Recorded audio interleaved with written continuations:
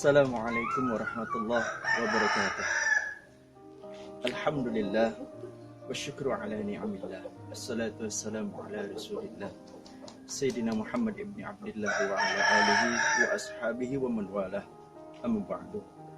Alhamdulillah, puji syukur kita panjatkan kehadirat Allah yang Maha Ghafur, yang senantiasa memberikan kita berbagai macam nikmat yang selalu muncul. Semoga kita termasuk hamba-hamba Allah yang selalu bersyukur. Salawat bertangkaikan salam semoga selalu bertaburan kepada seorang manusia yang berwajah tampan. Beliau senantiasa tersenyum indah menawan, yakni siapa? Baginda Nabi besar Muhammad sallallahu alaihi wasallam. Bapak, Ibu, kepala sekolah, guru-guru, para wali murid sekalian, Bapak Ibu sekalian, dan insya Allah dirahmati oleh Allah Subhanahu wa taala. Dan anak-anakku sekalian, anak SD IT Ar-Rahmaniyah. Insya Allah Allah akan selalu memberikan jalan yang terbaik untuk mendapatkan ilmu yang bermanfaat dunia dan akhirat. Alhamdulillah. Nah, hari ini diiringi dengan lantunan suara-suara ayam. Tidak apa-apa. Ini juga di alam ya. Alhamdulillah. Baik. Untuk hari ini, untuk kali ini, saya akan memberikan satu cerita yang semoga menjadi sebuah inspirasi bagi kita semua.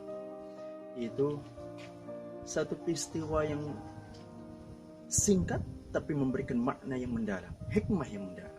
Itu apa? Ketika Rasulullah Shallallahu Alaihi Wasallam setelah Isra dan Mi'raj, beliau lalu mau memberikan besar perintah dari Allah Subhanahu wa taala, pastinya mengumumkan bahwa beliau melakukan Isra dan Mi'raj. Isra dan Mi'raj, perjalanan dari Masjidil Haram ke Masjidil Aqsa, lalu ke Sidratul Muntaha, lalu kembali lagi. Ya, dalam satu malam saja.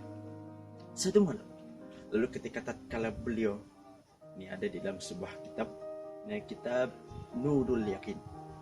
Jadi diambil dalam kitab Nurul Yakin.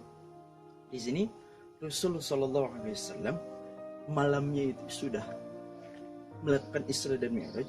Paginya beliau ila nadi Quraisy, sebuah perkumpulan di tempat perkumpulan orang-orang Quraisy. Wajah ilahi Abu Jahlin ibnu Hisham. Lalu sebelum sampai kepada tempat perkumpulan orang-orang Quraisy itu untuk memberitahukan bahwa beliau Isra dan Mi'raj, lalu Abu Jahal datang. Muhammad, kata kita mah ya, mau ngapain ente? Oh, saya mau ngasih tahu bahwa saya Isra dan Mi'raj. Oh, gitu. Ya, betul ya. Lalu apa? Haddatha Rasul sallallahu alaihi wasallam, Rasul bercerita tentang Isra dan Mi'raj kepada Abu Jahal itu, ya, atas apa yang sebuah wisata batiniah untuk menghibur Rasul sallallahu alaihi wasallam salah satunya. Ya, faqala Abu Jahal. Lalu Abu Jahal berkata, "Ya Bani Ka'ab bin Lu'ay." Wahai Bani Ka'ab bin Lu'ay. Kumpul. Ada Muhammad yang mau ngomong sesuatu. Gitu katanya.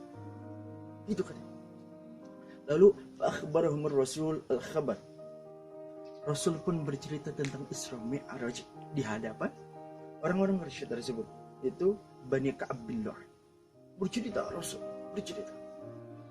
Lalu di sini dikatakan bahwa ada yang begini. Itu ada satu kekaguman di dalam kitab ini dikatakan. Ada satu kekaguman, tapi terselip di dalamnya sebuah dasar orang aneh. Bisa jadi seperti itu. Jadi bukan satu kekaguman yang murni, tetapi hanya untuk menyepelekan dan untuk memojokkan atau mengecilkan. Ada orang yang beriman malah jadi lemah imannya. Ada orang yang setengah imannya jadi hilang imannya. Makin melemah, makin redup. Ada yang sudah kubur, makin kubur. Amat aja. Lalu belum sampai di situ.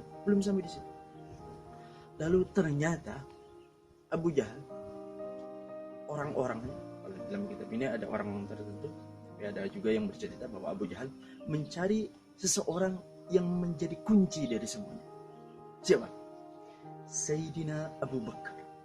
Abu Bakar pun dipanggil untuk mendengarkan cerita dari kanjeng Nabi Muhammad SAW. Ya, begitu. Lalu ketika Rasulullah SAW bercerita tentang Isra dan Mi'rajnya kepada Sayyidina Abu Bakar, lalu apa yang terjadi? Kata Sayyidina Abu Bakar, in kana qala dzalika laqad sadaqa. Ada orang yang bertanya dulu sebelum itu. Abu Bakar, ini gimana? Faqala in kana qala dzalika laqad sadaqa. Jika beliau mengatakan yang demikian, aku membenarkannya. Aku membenarkannya. Masya Allah. Kalau ada sedekah, engkau membenarkannya. Ada dalil yang seperti itu. Kata orang-orang Quraisy tersebut, Abu Bakar, engkau begitu mau ngebenerin, mau mengiyakan apa yang dikatakan dari Muhammad ini tentang Isra dan Mi'raj cuma semalam saja. Padahal itu dari Masjidil Haram ke Masjidil Aqsa bisa berhari-hari. Kalau sekarang ya bisa cepat. Dulu nggak ada yang namanya pesawat, nggak ada yang namanya kereta, nggak ada yang seperti itu. Tapi logika dikalahkan oleh iman harus. Kenapa? Bukan logika, bukan tidak masuk logika kita, bukan tidak masuk akal, tapi logika dan akal kita tidak sampai ke situ. Walaupun sekarang sudah ada perkembangannya. Lalu kata Sayyidina Abu Bakar, inni la usaddiquhu ala ab'ad min dalika.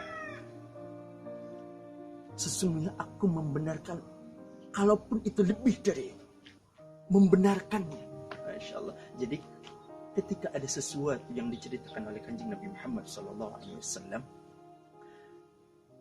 walaupun itu lebih dari hal tersebut, dari Isra Mi'raj, aku membenarkan. Nah, disinilah satu peristiwa yang menjadi ujung julukan dari Sayyidina Abu Bakar alaihissalam radhiyallahu anhu. Apa itu? Abu Bakar As-Siddiq. As-Siddiq tersebut membenarkan apa yang dikatakan kanjeng Nabi Muhammad SAW. Tapi ingat, bukan yang salah jadi benar, bukan. Membenarkan di sini adalah yang mengiyahkan sesuatu yang memang benar dan mengiyahkan, menajamkan kembali apa yang dikatakan oleh kanjeng Nabi Muhammad SAW. Itu Bapak Ibu, anak-anak sekalian. Mari kita ambil hikmahnya. Yang pertama, kalau kita lihat dari sisi Nabi Muhammad SAW, beliau semenjak muda sudah terpercaya. Makanya beliau diberikan gelar apa? Al-Amin. Al-Amin, orang itu.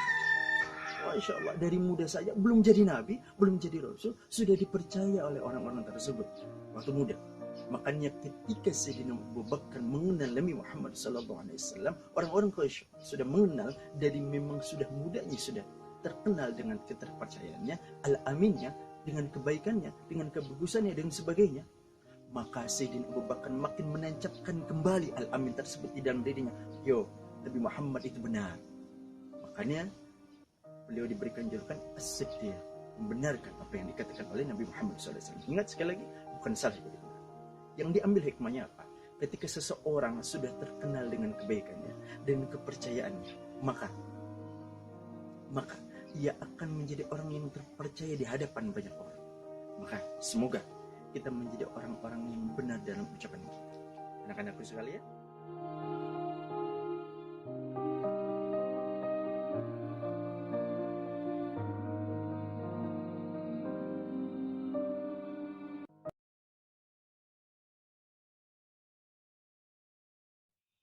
baik, kembali lagi.